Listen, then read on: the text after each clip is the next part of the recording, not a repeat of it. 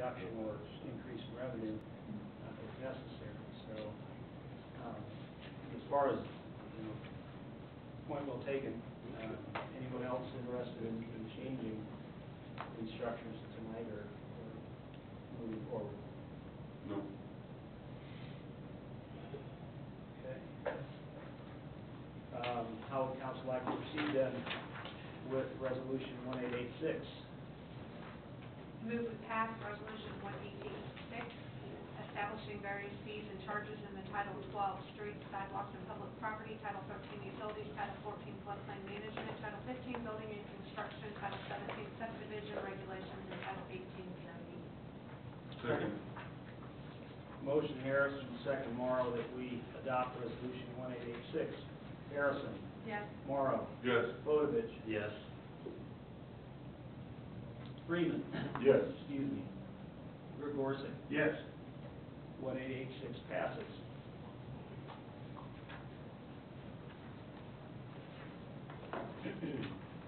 New business item number 2. Pass ordinance number 2418. 2418, declaring it a public necessity to acquire land by condemnation and directing the city attorney to make application to the district court for the appointment of commissioners to raise land and to conduct condemnation proceedings relative to the Big Bull Creek wastewater treatment plant sewer improvements project. David. This is a follow-up of the last session's authorization to proceed with negotiation for this project. Since we last discussed this project, we have made contact with 3 of 5 owners. Talks are in progress. However, I can't tell you how we're going to end up. Why we're asking for this authorization is so if talks do break down, we can expeditiously. We'll have the authorization for Mr. Hubbard to proceed with condemnation proceedings. We plan on keeping talking. It'll probably be early January before we start up, but at least we will have everything in place. As we discussed, the time frame on this project is fairly short, and should talks break down, then we would have the backup to proceed with filing, which takes from filing to actual securing the property, you're looking at possibly a 90-day period. As I say, everybody, the 3 property owners, kind of where the line diverges to the east side of Waverly, have been contacted. There's a property owner to the south of there that we have talked to in the past that haven't followed up with on the BNSF, which is generally a matter of process. We would ask for your approval of this ordinance. As I said, we will be holding off on the actual filing for at least another couple of weeks. Any questions? How would council like to proceed with ordinance number 2418? I move that we pass ordinance number 2418, declaring it a public necessity to acquire land by condemnation and directing the city attorney to make application to the district court for the appointment of the commissioners to appraise land and to conduct condemnation proceedings relative to the Big Bull Creek wastewater treatment plant sewer improvements project. Second. Motion Freeman, second Morrow, that we pass ordinance 2418. Freeman. Yes. Morrow. Yes. Harrison. Yes. Gorsick. Yes. Bodovich. Yes. 2418 passes. Thank you, David. New business item number 3, consider approving the 2013 state legislative agenda for the city of Gardner. Mayor, members of council, this item was presented at the workshop. The recommended changes from council to item number 10 under concealed carry law, in addition of item number 13 regarding the property appraisal classification for agricultural land have been added. The other items remain as presented at the council workshop.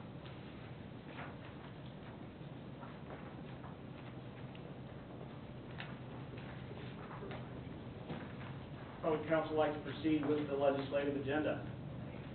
I move we approve the 2013 state legislative agenda for the city of Gardner. Second. Motion Harrison, second Gorsick, that we approve the 2013 state legislative agenda. All in favor indicate by saying aye. Aye. All opposed? Motion carries.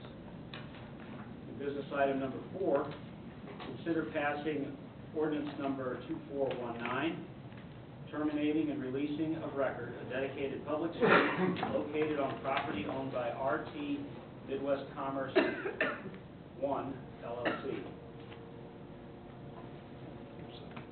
Trying to come out, the portion of right-of-way west of Mercury Drive along the north side of the Midwest Commerce Center property. It's part of the revised preliminary development plan that was approved by our planning commission, this body, and the county commission.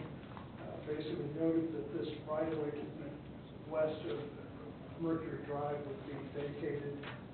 The new owners of the property have asked that that vacation take place. This is just following up with the development plan. It dead ends into the airport. We went back and talked to Public Works and the airport commission. They're comfortable with this vacation. The north half of the right-of-way is in the county. They would have to vacate it should they choose to.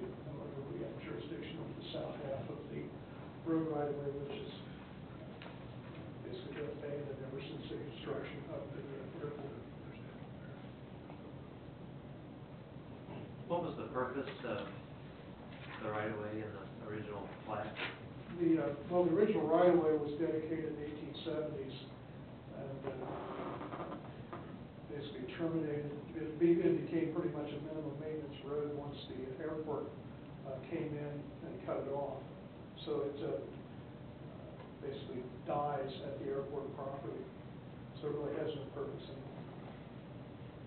And there's nothing in the future we can ever, I mean, there's really nothing. No. The airport has plans to develop to the north sometime in the distant future. They also have the intention of extending what is Mercury Drive. We do retain 167th Street to the east of Mercury Drive, which would ultimately connect to US 56. Also, the preliminary development plan calls for a dedication of up to 60 feet of additional right-of-way, so that can be extended as a public road, which would be necessary for access. Currently, the road is used as just fire access.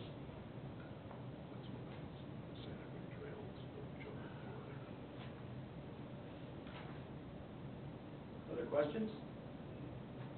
How would council like to proceed with ordinance 2419? I move we pass ordinance number 2419, terminating and releasing of record a dedicated road right-of-way located on the property referenced above, owned by RT Midwest Commerce 1 LLC.